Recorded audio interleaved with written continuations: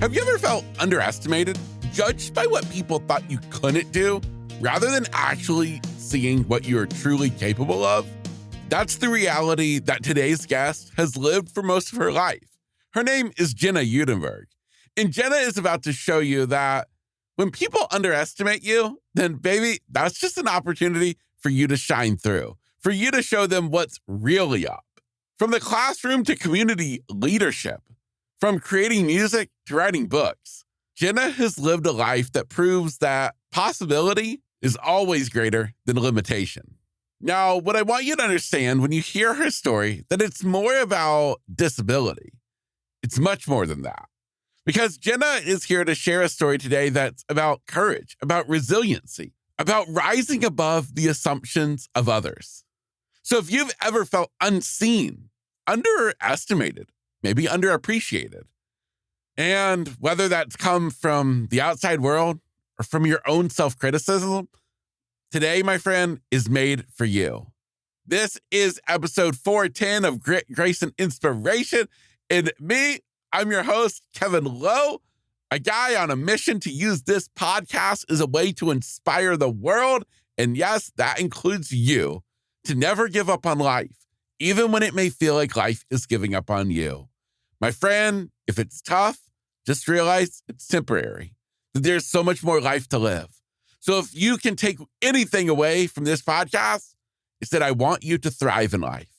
And if you're not thriving right now, because trust me, I get it, life is messy, rarely ever does it go like we planned, I just want you to realize that sometimes we just have to have the courage to keep going one more day. This, my friend, is my interview with Jenna Udenberg. I hope you enjoy, and more than ever, I hope that it means something to you, does something for you, and if at the end of the day, you feel all kind of good because of it, well, be sure to share today's episode with somebody you love and who you know could benefit from hearing the message as well. So with that, here it is, my interview with Jenna Udenberg. Yeah, I got grit, grace, and inspiration on my mind. What's going on? And welcome back to Grit, Grace, and Inspiration. I'm your host, Kevin Lowe, in the studio today with none other than Jenna Udenberg. Jenna, welcome to the show.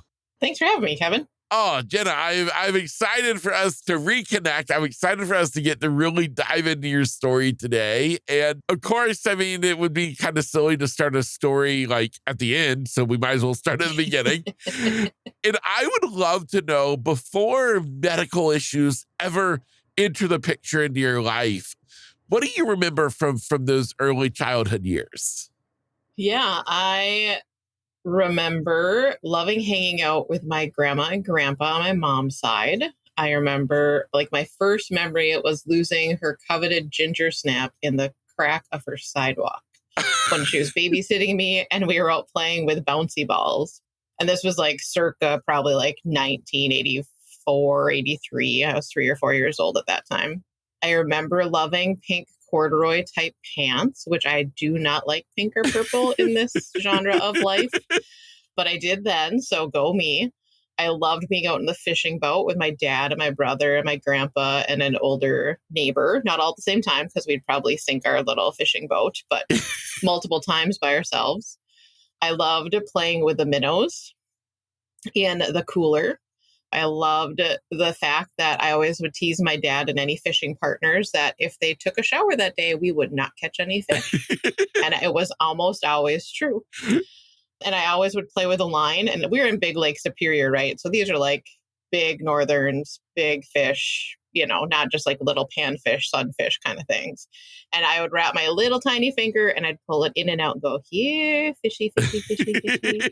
And my dad and brother are like, if a northern gets that line, you're going to lose your finger. And I'd be like, I don't know what that means. Here, fishy, fishy, fishy. So, yeah. And I remember driving snowmobiles when we were out ice fishing on inland lakes. And I thought that was fun, but you always had to watch out for all the different fishing holes because, yeah, that'd be really bad. Yes. I remember once shooting a rifle with my dad and brother there, of course. We were always, safety, and this was probably after diagnosis because I was much older, but still it was like, oh, never doing that again. That really hurt the shoulder. and riding on three-wheelers. And I thought my cousin Pat was the coolest cousin ever because he was the closest in age to me. And he let me play with sparklers on 4th of July at their cabin. So he is cool cousin Pat. Yes. So yeah, so I come from a very large family. So I remember family gatherings of like 20 to 40 people for holidays. I'm the baby of 20 grandkids on one side and 25 on the other. I'm late in life for my parents. So I have a brother that's 16 years older and a sister that's 15 years older and another sister that's 12 years older. So I'm like the baby and the only child all at once. So wow. Yeah. Wow. That's kind of me in a nutshell. Wow. Okay. So we got a really good snapshot from the things that matter, like losing the ginger snap in the sidewalk crack. It's all about the food, Kevin. Yes, to the fact that you are the baby of a ginormous family. That is crazy. That is insane. Yes, very big family. Yeah. Yes. Yeah, my biological grandfather on my dad's side had 13 siblings. So if anybody says Udenberg, yes, I'm related to all of them, but I have absolutely no idea how. So there's that. Okay, I love it. I love it. Oh my gosh. Well, you said something in that story when you talked about shooting a gun, and you talked about it hurting your shoulder so bad. Was that leading up to you guys beginning to find out that something was wrong? No, that would have probably been about 6-7 years after diagnosis. Oh, okay. But, still trying to be that Tom girl. I can hop on a three-wheeler, all the things, right? So, yes. Yeah. And then I went, nope, I'm definitely not a Tom girl anymore. So, yeah. So talk to me then about what happened as far as leading up to the diagnosis. Yeah. So I was just a typical little 7-year-old girl. The story goes that the family went ice skating at a local flooded park in our little rural town. And the night before, I had somehow fallen. And I don't remember any of this. This is just a story that I've heard many, many times. So the next morning, I was a little first grader and getting ready for first grade and taking a bubble bath in our goldenrod from the late 70s tub. And my right knee floated to the top and popped out of the bubbles. And it was big. It was like bigger than the size of an American softball. And then I, of course, made my left knee float up to the top. And that was like a little girl knee, smaller than a tennis ball. And so like any good little girl, what did I do? I yelled for my mommy. And so my dad had served on our volunteer ambulance squad for many years. And he's like, yep, we need to get her to the doctor. And so they took me to my pediatrician. And he was like, yeah, she probably has water on the knee. And my dad's like, after all my years on the ambulance, I know my daughter is not an all-star athlete because she's only 7. So I don't think this is water on the knee.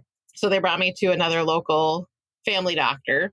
And he's like, yep, she probably has juvenile rheumatoid arthritis, but we need to send you to Duluth, which is the next biggest city on Lake Superior. And I met a rheumatologist there. And at that time, it was 1988. So that's when Lyme's disease, a tick-borne disease, was coming new to the scene. And he's like, I can diagnose you, but because of Lyme's disease, we have to send you to the Mayo Clinic to rule out Lyme's disease and get the official diagnosis. So I don't know. I'm assuming it was in a matter of weeks because once Mayo hears about rare cases, they try to get you in right away. And that was a pretty traumatic filled experience because they had to go pretty much from head to toe of every test you can imagine. And the one that stands out the most to me, and I kind of still remember this guy's face, is I had to have a barium treatment before having x-rays or a CT, or I don't really know what the procedure was, but I just remember I had to drink the barium stuff, which was disgusting. And I am a very texture-based person.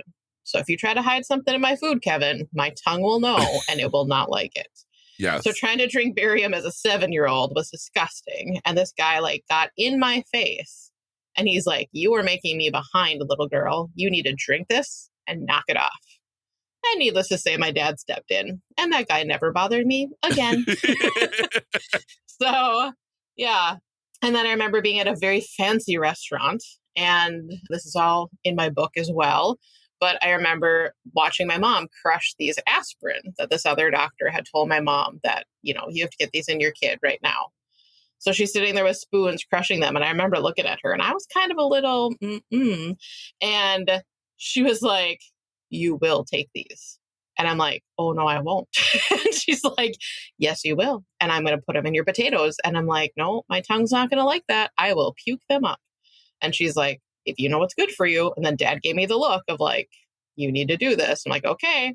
Sure enough, half hour later, all I remember is like this maitre d' who was in a suit, which I had never been in that fancy of a restaurant before, is like walking over, and I leaned over out of my chair and yep, on the nice carpeting floor. Yep. I no. follow through on my promises or threats because my tongue, it wins. Oh, no. So very, very interesting memories. And then, of course, at Mayo, especially at that time, a lot of the doctors I saw at that time, English was their second language, which is totally fine and cool. But as a little kid, you're like trying to figure out like through accents, like, what are they saying? And then they're using ginormous medical terms. So it's just like you're speaking two different foreign languages at the same time. And I don't know what's happening, but I see my mom getting teary-eyed or I see Dad getting all uncomfortable. But then they give me lots of lollipops and stickers. So I was like, is this a good thing? Is this a bad thing? I don't know what's going on. Please stop messing with my food. So yeah, that was Jenna getting diagnosed in 1988. Wow. Now, what would end up being the final diagnosis? At that time, it was juvenile rheumatoid arthritis. But in recent years, probably in the last decade, they finally figured out that our disease cycle doesn't follow the rheumatoid cycle like older adults typically get. So now they either just call it juvenile arthritis or they call it juvenile idiopathic arthritis, which was so relieving for me as an adult because I'm like, every time I went to rheumatology or orthopedic surgeons, they're like, hey, A plus B equals C. And I'd be like, you put your little medical book away because this body is not A plus B equals C. It's like Q times the square root of S cubed to, whatever. Like my body is just its own entity. And it took decades for my medical team to finally realize that and then go, all right, Jenna, let's have a discussion with this body of yours. Like, let's incrementally try things, not let's throw a book at it because it's not going to do what the book tells us. So Yes. Now, talk to me, I guess, a bit more about this medical condition as far as what exactly does it mean as far as implications? Because obviously we think of just simple arthritis. Like I always remember as a kid, everybody telling you, don't crack your knuckles, you're going to get arthritis, Yep. So talk to me, what exactly is this condition? I mean, what does it do to your body? Yeah. So as a kid, I always had to describe it to my peers because they're like, oh, you have a disease. You're contagious. And I'm like, no, I'm not like a dead bird. You can still touch me. Yes. You're not going to get what I have. Right. And then eventually I started explaining it like, well, your immune system keeps you healthy, right? So like you can fight off a cold and you're good within a couple of days. And my peers would be like, yeah, that makes sense. I'm like, well, my immune system's kind of screwed up. So instead of it seeing the cold and fighting that, my immune system says, ooh, look at this joint cartilage over here. That's a foreign body. I need to eat that. That looks like it's going to hurt me. And so then that helped my peers understand like, oh, that's why Jenna's not walking this year in elementary school, or this is why Jenna's using a chair more, or, oh, that's why she's using crutches because her disease is better and not eating her. Kind of a bad analogy for kids to understand. But then it wasn't until, I don't know, probably about a decade ago, I had a rheumatology physician assistant. And she's like, I bet people have always told you that your immune system is like dormant, right? And I'm like, well, yeah, because everybody says I'm always immunocompromised. So therefore, like when I get a cold, it lasts for like 4 to 6 weeks. No joke. So that was just tricky for people to understand. And even for myself, like, why is this taking forever? And then she's like, well, actually, your autoimmune system is like on overdrive. So it's so busy eating and doing all these other things that it kind of just misses all these big things that it should be fighting against because it's always fighting. So that's why I've been on methotrexate most of my life and prednisone because it's that fine balance of like, we need her immune system to be healthy and do the things, but we've got to make it a little bit more dormant, which is more like the cancer type medications like methotrexate. And so it's just been an interesting dance of like, how do I understand this myself? How do I explain it to others? And then like, what medications am I okay with? And thankfully, my parents were really wise in giving me the responsibility of making life decisions for myself by age 15, because that's when I started my medical journey of having orthopedic surgeries. And early on, probably when I was 8 or 9, a year or two after diagnosis, I had a PT that said, fair warning, mom and dad, your daughter now has a target on her. And there are good intentioned people that are going to be like, hey, we can help her and we'll do it for free and we'll do it all through surgery. And he said, once she starts surgery, her body will always need surgery. Mm. And so I was so thankful that we didn't jump into all the surgeries and I didn't start until I was age 15, because then I started having surgery every 6, 9, and 12 months. So my body could never fully heal before the next one would come. And then sometimes a surgery would trigger a flare up of the arthritis. And I was dealing with asthma because, lots of the medications caused other things. I have scoliosis because I wasn't weight bearing during a lot of my formative years. And I have osteoporosis. So it's like, I always say that I'm the osis and issus girl with all my diagnoses. And then later on in life, I got diabetes. So I'm like, oh, no, I've got EDs in there too. But, so it's just an interesting compounding circle of things. So even when people ask, like, well, so how is this part of your diagnosis going? And it's like, well, all of them are swinging targets and all of them have different thresholds.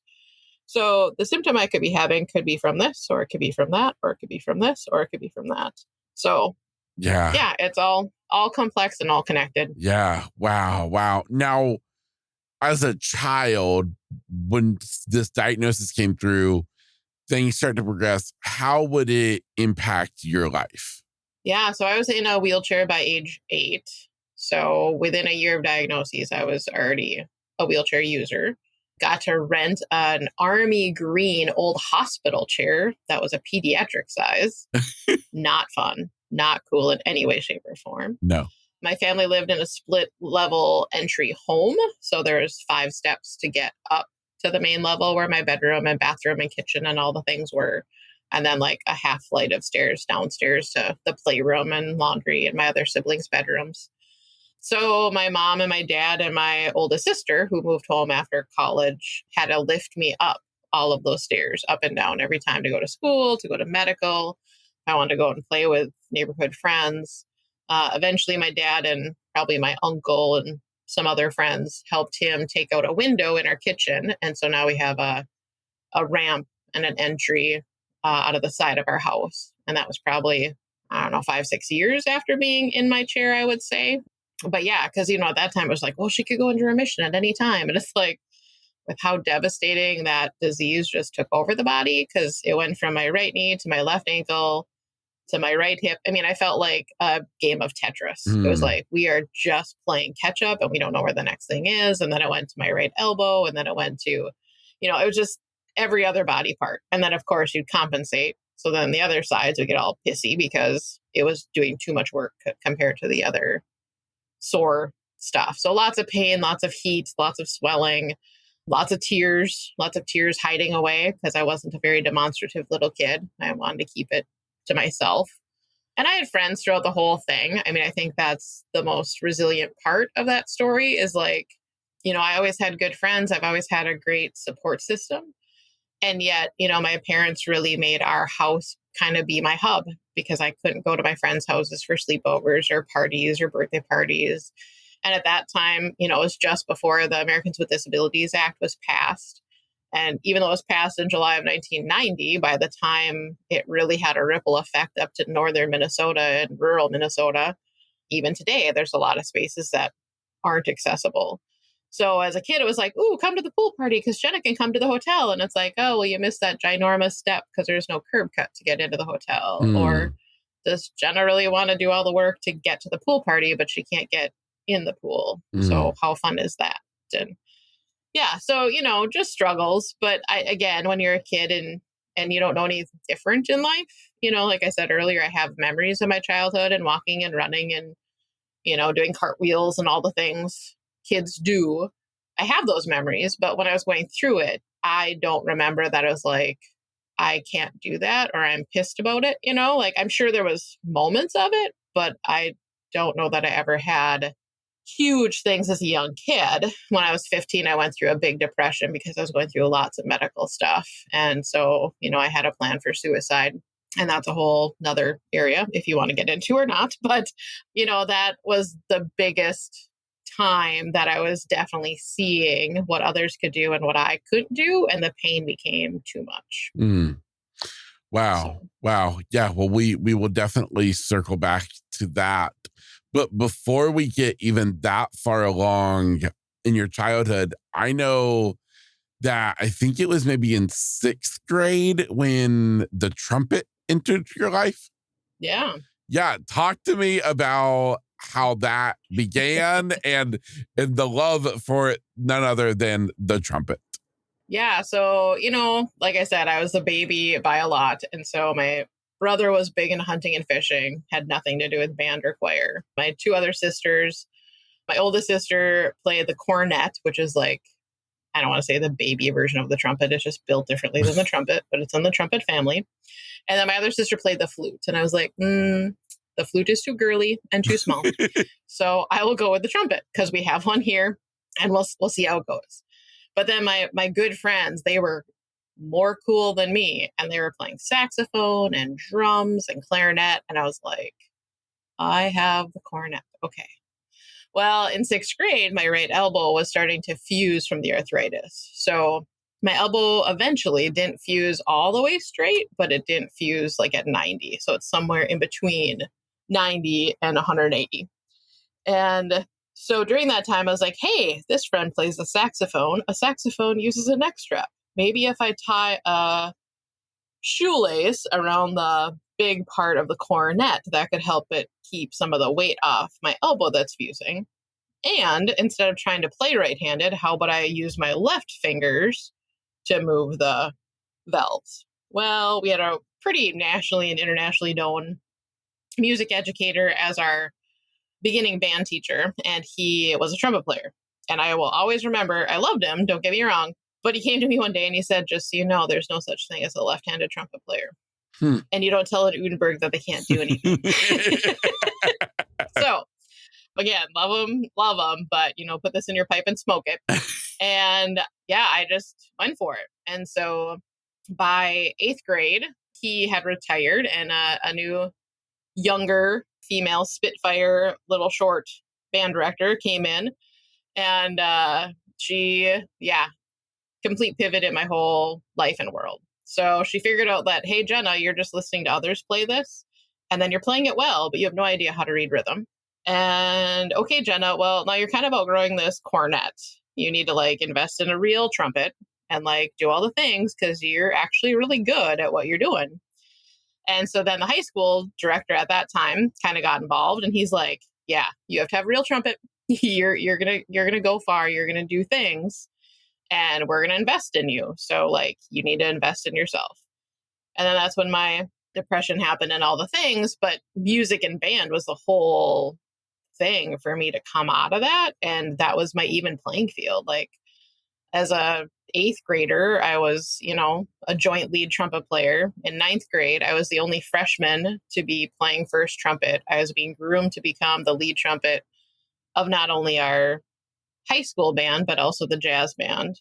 I was being groomed into becoming the bugler for our city. So anytime there's a veteran military funeral, I was called upon and a few others to go and play a taps, which is an ultimate honor to give to our veterans and their families.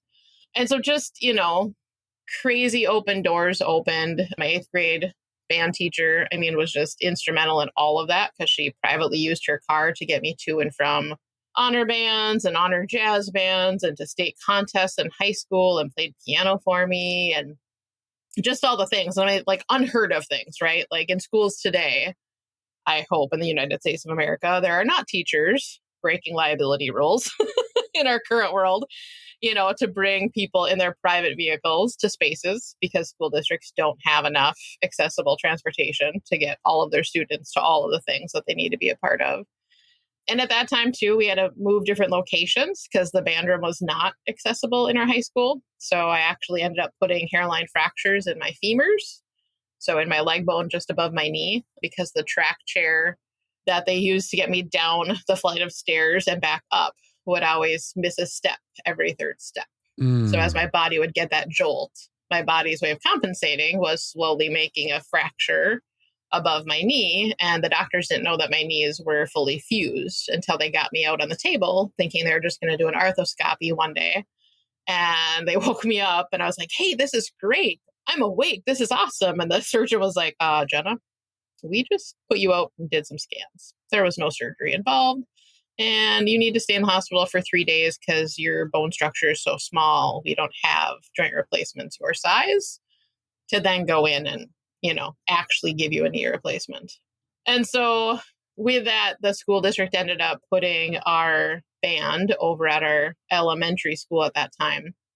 And that caused a big rift for some of the teachers of like, why are we uprooting our whole school schedule because of this one kid? Why are we uprooting where band is because of this one kid? And so I heard some of these stories later in life when I came back as a music teacher in our district, not necessarily always when I was a kid, because my teachers that really were great advocates for me were protecting me. But interesting to hear the stories nonetheless, because you just think, oh, that's other places. Nobody would say that about me and my family. And that is also the fuel that keeps me going today in the work that I do, because I don't want a child or a family to go through any of the things that me and my family have gone through. Yeah. Wow. You know what? It always takes stories like this that bring out both the best and the worst in people. Mm-hmm. And focusing on the people like that 8th grade music teacher, like applause to her and applause to all of those who saw you, who saw this child, this little girl who is limited in so many other ways, but there's one way that she can stand out, and it's something that she's great at. And they bent over backwards to be sure that you got that opportunity. Right. I think that's absolutely amazing. Now, one question I want to have is when they said that there could not be a left-handed trumpet player, I assume that's because the way a trumpet is designed, it's meant to be played right-handed. Is that correct? Yeah, there's some mechanics of it. And like you have a third valve slide that you need to throw out to do some tuning. And so I did have to work with a local instrument repair person, but he was just phenomenal. We're like, yeah, we just take this thing and we add another extra little metal part, and then we put a divot in it so the screw will like go into the divot, and then you can use your right hand, which I call my hook because it's the long hand, and you can do a hook shot with it in wheelchair basketball. So that's why it's called the hook. Not that I'm acting like, Peter Pan and Captain Hook. Nope. It's the hook shot basketball. And so then my hook could trigger that while my left hand played. And then also as a left-handed trumpet player, you have the bell going through your hand. So it's like the tube gets bigger in your left hand as you're playing instead of being more nimble with this really small lead pipe in your right hand if you're a right-handed trumpet player. So there are just things I had to get through and accommodate. And then when my wrists and shoulders became impacted, then I worked with people to make a wooden trumpet stand. And eventually I had a metal one that could telescope in and out for different heights, depending on my day and my posture and that kind of stuff. So, okay. Where there's a will, there's a way. And where you have people that just see you as a human being and they want to come alongside you and they're amazing allies and use their skills to make your life easier, it's a win-win. Yeah, absolutely. That's absolutely awesome. Well, you spoke to it earlier about going through a period of bad depression. Would you mind talking to us a little bit about that section of this time in your life? Yeah, I was 15, I believe. Yeah, I was 15. And I don't remember a lot. I remember that I was stuck in my bed for days on end, just battling the pain. I think I was in a severe flare up. Again, that would have been when my knees were fusing. I had just bought my trumpet That was the one trigger I remember, because when you're in those head spaces, anybody that's trying to make you think positively or feel better about yourself, sorry, mom, but, she got the brunt of it. And I remember very vividly one day, she's like, but you just got your new trumpet and you can get back to band. And I'm like, go and flip and sell it. I want nothing to do with that. And like, I think that was her trigger of like, oh, this is real. There's something else going on with my kid. It's not just a bad day or a sore day. Like there's stuff. And again, this would have been like in 1995. So talking about mental health wasn't really a thing. I mean, like my rheumatologist would check on me from time to time, but that was such a taboo stigma world or word, I should say. You just kind of lied about it. Like, nope, I'm good. Nope, I'm your good little soldier. Nope, I'm fine. But yeah, wasn't. And so, yeah, I had a plan to collect all my medications and I was going to try to overdose, which in hindsight is like, I really wasn't on that great of meds that would have even done anything. But when you're in that mental state, I didn't really know that, right? And then I had a backup plan of I was going to somehow get myself thrown down the half flight of stairs in the split entry to then throw myself down the main set of stairs down to the basement. And then I was somehow going to log roll over to my dad's gun cabinet and somehow, climb the gun cabinet to get the key and all those things. Like that was my backup plan, which again, it just shows how much pain and not logical thinking, was going on there. But it was just like, I just needed relief. I just wanted a way out. And during that part, my dog was suffering from cancer and arthritis and all of that. And so my family member came to put him out of his misery. And I remember laying in bed, hearing that all happen and wishing that he would come and put me out of my misery. But then I remembered my faith and I remembered growing up in the church and I remember all those things. And I remember crying out and just saying, nope, there's more to life than what I'm currently experiencing. And I can't do this on my own. And so I remember that day of coming to faith, because then the next day was the Oklahoma City bombing. And it was also a time when a big event had happened in a dear friend's life. And another friend, a peer of mine, had called and said, hey, this person's house was lost to fire. And we don't know how she's doing. We know that she's fine. But yeah, we knew that you needed to know. And so, yeah, like those big things helped. I don't want to say snap me out of it because that's not how depression works. But it was a great, deep heart and spiritual thing for me to be like, nope, I have to get myself out of this bed. I have to get to this physical space where I can check on this person who means the world to me. And also, like, there's these huge national atrocities that happened, right? And like the human spirit is stronger than those evil things that are trying to take different parts of us down. So, yeah. Yeah. How long would it be before you would ever tell anyone about those plans that you had? That's a great question. I remember writing that person whose house burned down a letter probably a year or two later. I was, like I said earlier, I was always that like hidden kid. So if you got a letter from Jenna, you knew like, uh-oh, we're getting something because, here's her word. She doesn't talk a lot unless you get me going like today, right? I can talk a lot, but at that time, before introvertedness was like a talked about thing, like I was totally living it. Like I will sit and I will ruminate and I will wordsmith, and because words are important, right? But having those deep conversations, that wasn't something in our family culture or even in our city region culture. Scandinavian folks, we're pretty stoic. You keep your cards close to your heart. But yeah, something started breaking in me and I knew I needed to share that story. And, it's kind of like those things where it's like you just tiptoe out, and like if it's okay and they accept you, then you tiptoe out a little more. And then, ooh, maybe the ball of my foot gets to touch the water, like Yes. just very incremental in that trusting space and in those safe worlds. So I don't think I really shared all of this until writing my book 2 years ago. So that was definitely hard. And I know it was really hard for my family members to read, and a lot of stuff that they had no idea about. But it makes sense in hindsight why they really didn't know a lot of what was going on because I hid it so well. Yeah. Wow. Would you ever pick the trumpet back up? It is a humbling piece of metal, let me tell you. Throughout the last year, I have been picking it up. So I played all the way through. I was in our city band. I went to college. I got my double degree, taught music for 19 years. The pandemic made it hard. I miss playing in ensembles. I miss having those abilities. I did brush it off last Memorial Day and played taps for a local ceremony.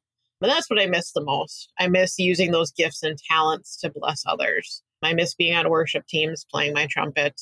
I miss just, making those relationships through music. But yeah, so I have been picking up my trumpet. I live in an apartment, so that makes it a little harder too when you're an arrogant lead trumpet player mentality who wants to play quietly, right? Yes. So I have a good friend who lets me come and play in her garage, and I call it the Garage Mahal because it's a heated garage. So I can go play there in the winter and in the summer and all the things. So that's been a blessing. But yeah, I also need to do it for my health. And this was the fun part sharing in the book was my rheumatologist that I had since childhood would always be like, so what are you playing? Or when's your next concert? And then it took like decades for him to tell me that he's actually a jazz pianist. So I had always hoped to go and see him at a gig, but that didn't happen. And he's since retired. But I didn't know that he was asking about my trumpet playing because that was a way of him making sure not only about my mental health, but about my lung capacity, about how much all of the mechanics around my spine, how that was impacting my scoliosis and my strength and, all the things. And now that I've crossed over the age of 45 and the lovely natural decay is happening, woohoo, here we go, more thresholds to cross. I am seeing a PT that does the Schroff method for scoliosis. And so now she's like, oh, trumpet player. Yep, you're an arrogant one. Yeah, you need to, have you been playing your trumpet? I'm like, no, it's so humbling to sit and play hot cross buns when you used to be like a semi-pro level player. Like, you want me to what? Yes. So yeah, I am playing hot cross buns again, Kevin, and I'm doing all the things that I taught my beginners for years. But it's fun. Yeah. It's what matters. Yes. Well, that I love to hear that so much. Well, before we kind of can proceed with your story, I wanted to ask you a couple of things that when preparing for our interview, and that is that you say that you feel like disability is not a bad word. That I feel like in society today, people maybe hesitate to use the term disability. Would you speak to that? I would say it's taken me a long time to get to this point, right? Because even though I've been disabled more years than I wasn't, I really grew up in the very abled culture. I grew up rural. There were other kiddos that were in wheelchairs or used crutches or walkers. But I was kind of that trailblazer of being fully mainstreamed. I couldn't think of the word there for a second. Fully mainstreamed academically. So that was some of the struggles that I faced with teachers because they were just like, oh, you're IEP kid. You belong in this space. Why are you out here? You shouldn't be out here. You should be over here. And so as if my wheelchair and my hook and, my physical being already didn't other me in people's perspective, then it was all those other stigmas and all the things that we've done by trying to label to understand the disability community. And I get it, right? I'm an educator. So, a kindergartner shows up and you say, this is a blue crayon, Johnny. This is a red crayon, Johnny. There's the label. That's blue. That's red, right? So there's Kevin. Kevin is blind. There's Jenna. Jenna uses a wheelchair. There's Sally. Sally, whatever the label is, right? So I get that we need labels to understand the world around us, but our labels don't define us. So for me, I am a proud disabled female. And when I say proud, I don't mean it in the slimy things that some people say when they say proud or pride. I mean, I'm no longer allowing other people's negative connotations to define who I am. Mm.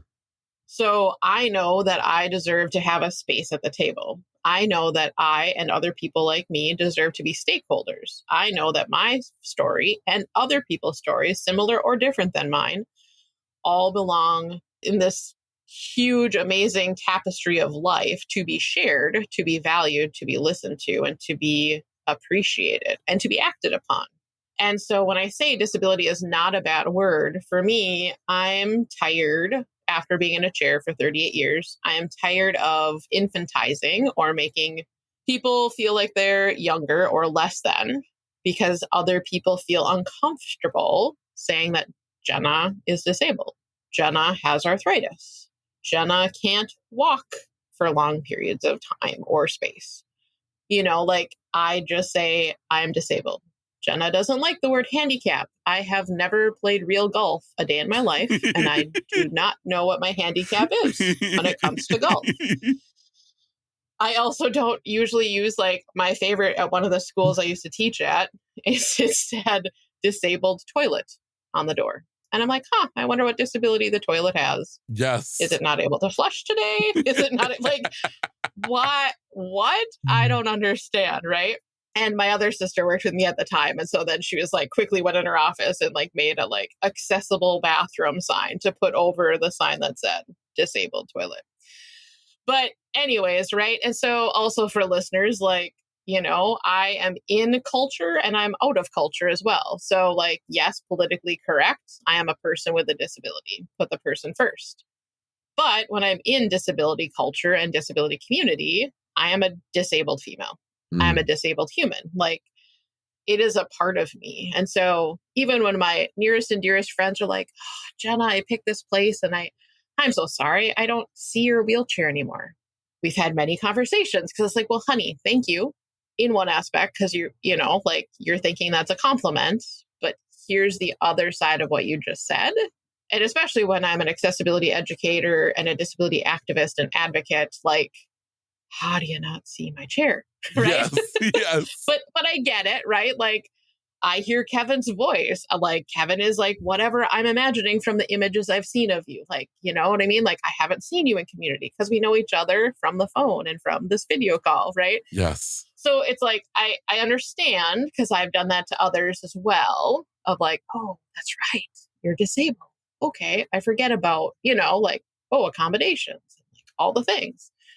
But yeah, just the other flip side is like, please don't stop seeing my disability because that is a part of me. It doesn't define me, but it is a part of me and it's made me who I am.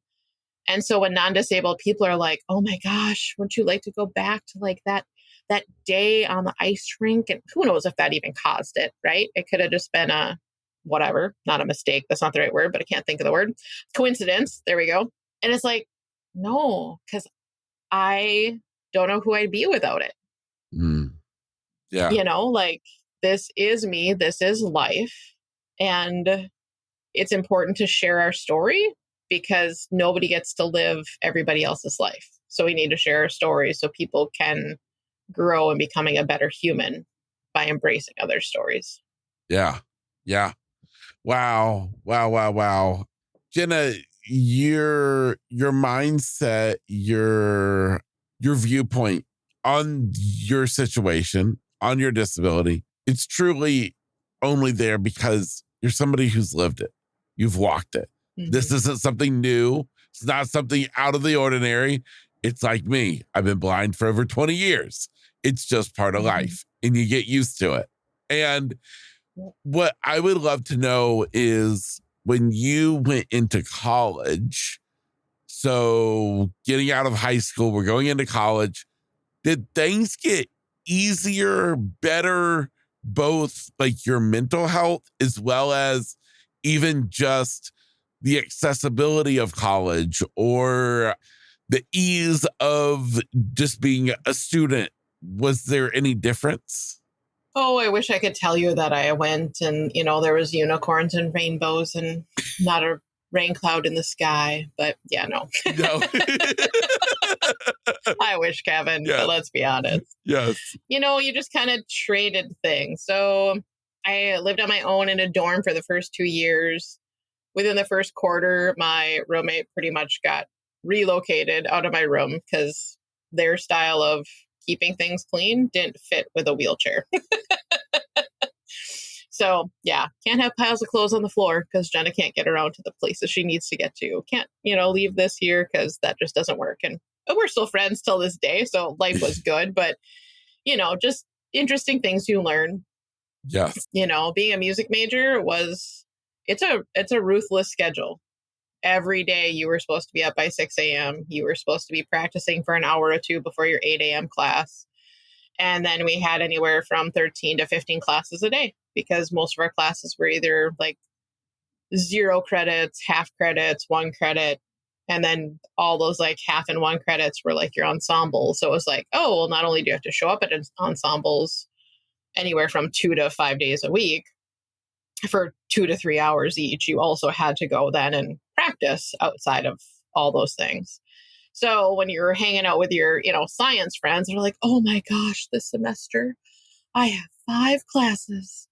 I don't know what to do. It's just like, yeah, the music majors had no love for their counterparts. So, just the schedule was ruthless. The early mornings did not do well with an arthritic body. The inaccessibility, like I went to the university that I went to because everything was connected by tunnels. So being somebody that lived in the dorms, I never once had to go outside in the winter if I ever wanted to. And yet then to stay accessible for me, that also meant I put on many extra miles every day because instead of just being able to like cross a courtyard, I would have to go through 3 separate buildings and 2 different elevators. To get down to the rehearsal spot, I always had to go through the black box theater or through the scene shop and then had to deal with people yelling at me like, you can't be in here without a hard hat, or, oh, I popped more tires in the scene shop and in the black box. And then the professors downstairs waiting for me to come to class or ensemble would be like, where's Jenna? We can't go in without her. Why is she late? And it's like, well, I'm sitting upstairs with a flat tire and I can't move because I can't damage my chair because I have a flat tire. And I still had systemic issues with professors. I think at one point I had 4 different issues with professors logged in through or as a complaint through the chancellor's office. I was a part of getting a new music hall on the campus in the middle of my time at the university because none of their rehearsal spaces were actually Jenna friendly or wheelchair accessible. So that was one time I got to go down to the state and be a part of the lobbying group and do all that kind of stuff. So, I learned a lot, both about myself, about others, about broken systems, about financial systems, And then I was dealing with all my surgeries, right? Because I was still doing surgeries every 9 to 12 months, even through college. So trying to navigate all of that, plus having a cast on your foot or having your leg sticking straight out because you had to have your knee redone or your hip redone. Like, it was a hot mess. And then I got to student teaching and it was like, what school are we going to put Jenna in that she can be successful physically in, let alone attitudinally with whatever supervising teacher? And I had great, people in practicums and in student teaching that worked with me. And then I got to the end of my instrumental thing because I was a double major, instrumental and vocal. So I finished up my instrumental on time and then I stuck around for another 1.25 years, I think it was. I finished my vocal, but at the end of my instrumental, both my cooperating student teacher, placement person, and my university professor who I looked up to, kind of like a musical dad, both on the same day, on my final day, said, well, Jenna, I really hope you come back and see us like next year or in a year or so and that you become a special ed teacher because we just think that you haven't found your passion yet. So it'd be great for you to find your passion and work with people like yourself. And I was like, are you kidding me right now? Wow. So yeah, that was hard. And then I went into the vocal world and the lead vocal person at that time was like, well, we don't really want Jenna to be a teacher from our institution because we know that she's not going to be able to play the piano. We know that she's not going to be able to do XYZ in the vocal world. And I pretty much had to just like promise this professor, like, don't worry, I am never going to accept a job that I cannot be the best tool that I can be in these kids' lives. So I'll figure it out. I just want this degree because I know that my body at some point is going to crap the bed and I might not be able to be an amazing band director anymore. And that's going to kill when that time comes. But I can still use my voice and I can find the power in my voice and I can bring the love of music to kids outside of what the physicality of what this body can do. And so I finished my vocal. I, did all the things. And I worked at a parochial school for several years. And then I moved back to my hometown. First time working in a public school. And I was here for, oh boy, trying to do quick math, probably 17 years, 16, 17 years.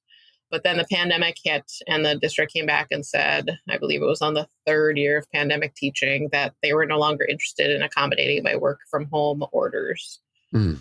And so that led to a big identity crisis for a while when I was cleaning up my office space here with all my slide whistles and puppets and, all the things music teachers use for teaching elementary music. I remember bending over, picking something up, an accessibility educator popped in my head. And I was very thankful for that new terminology because that's what makes me and my nonprofit stand out, because we're all education based. We're all story based. We're all can see opportunities and barriers from multiple viewpoints because that's what we've done for decades as educators. So, Yeah.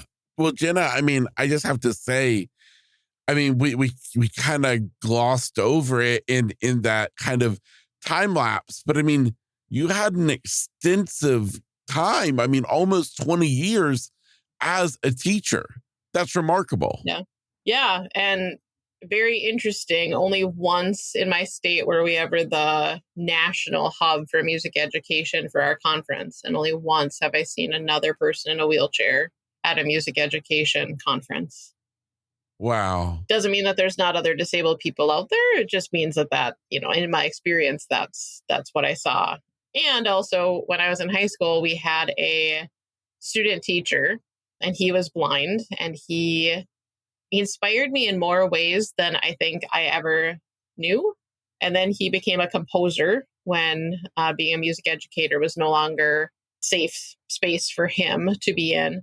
And just having that connection to his family and his wife, very limitedly, but, still being connected to them, decades later is always super impactful. So, there's a lot of disabled folks out in those professions and in those careers, but you don't always feel safe in expressing those needs and realities. Yeah. Yeah. Understandable. Yeah. Real quick before we move on, to be a teacher for that long, what was it that you obviously loved about being a teacher to have you in it for so long?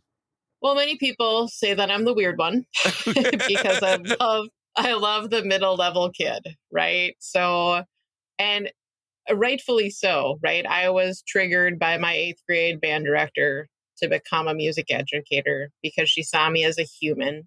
She saw me as something that was valuable and worthy of her time. And that spoke volumes.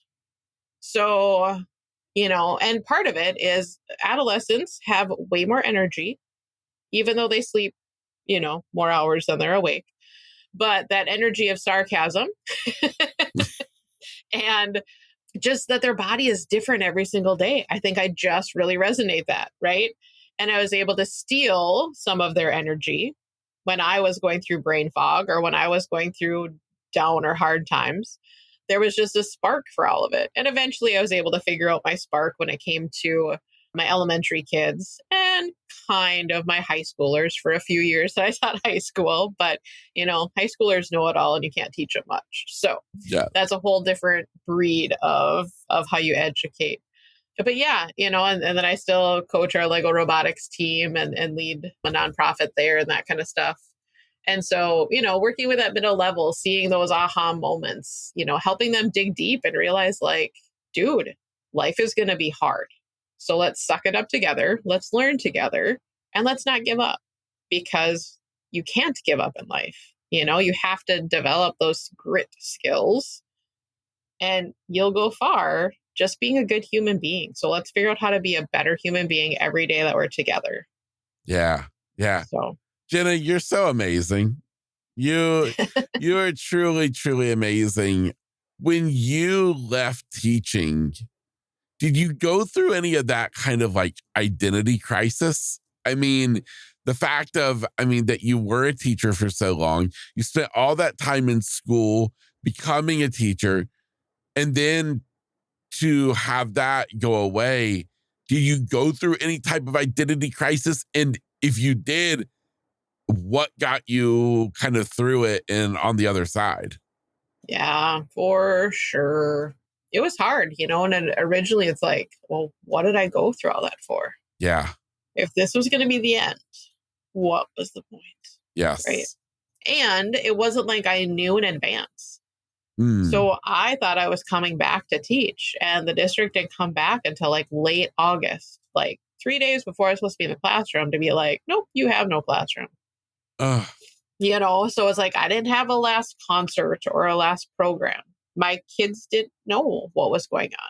I even had a colleague and a good friend of mine being like, every day there's music, I have to tell my kids that you're still alive because they think that you died of COVID.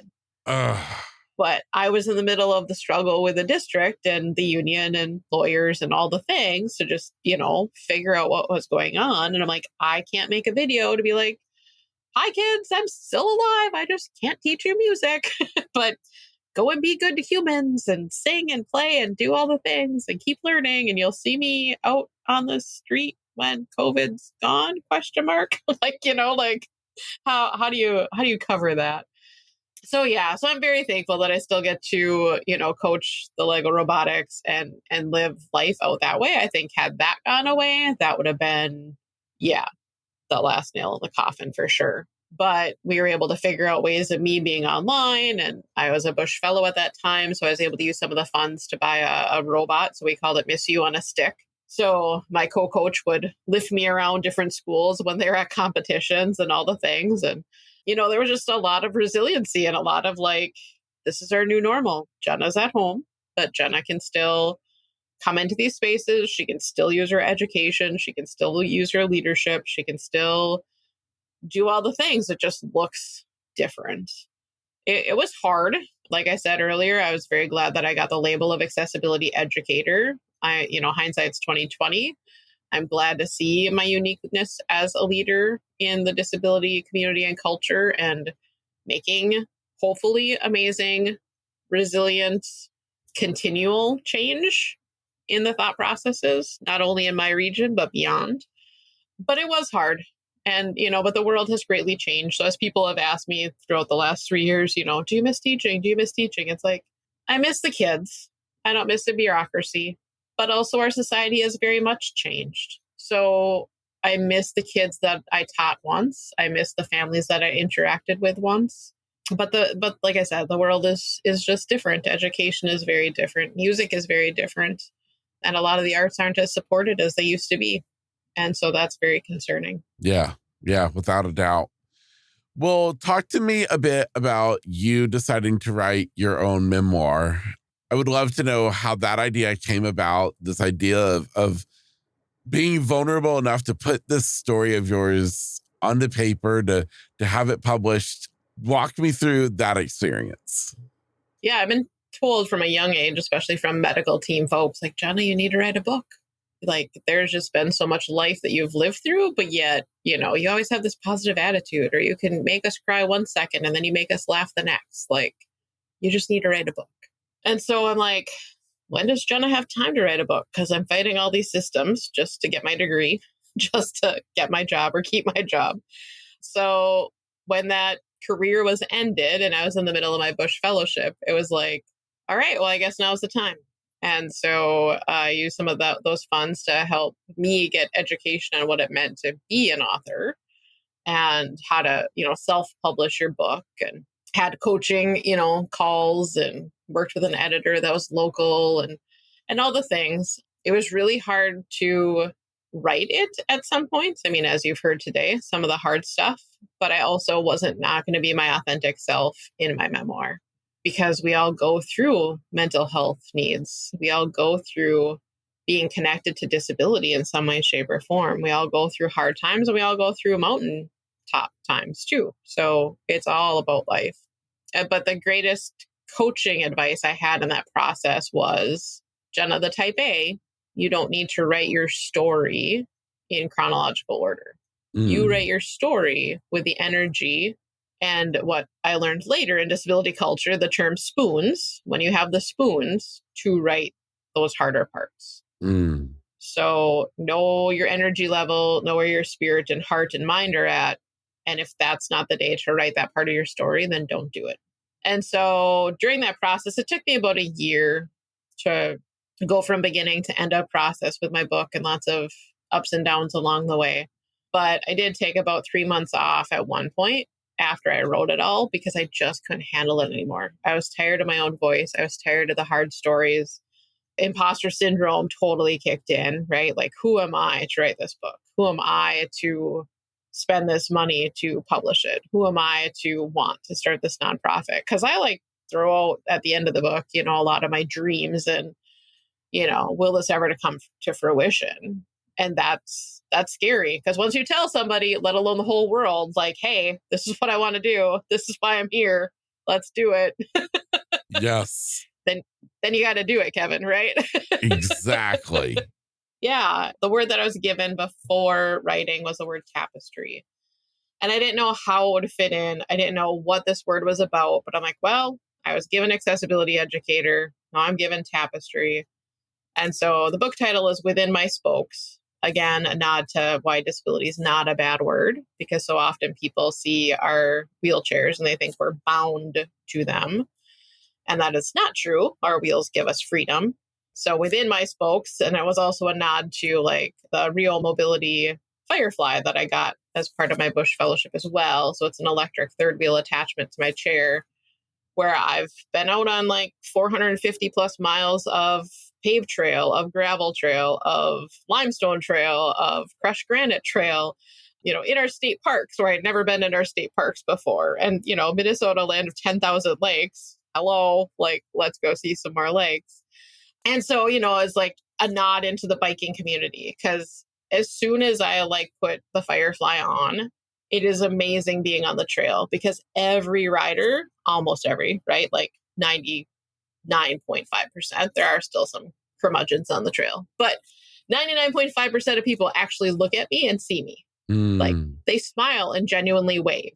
They smile and they actually say something kind like, love the wheels, or that's awesome. And it's nothing that's negative or infantizing or them feeling uncomfortable or insecure. It's authentic conversations. And even though I'm still lower than them, because, manual chairs are lower than somebody up on a big e-bike, they never give the feeling that they're looking down upon you, which can happen in other communities and other parts of culture.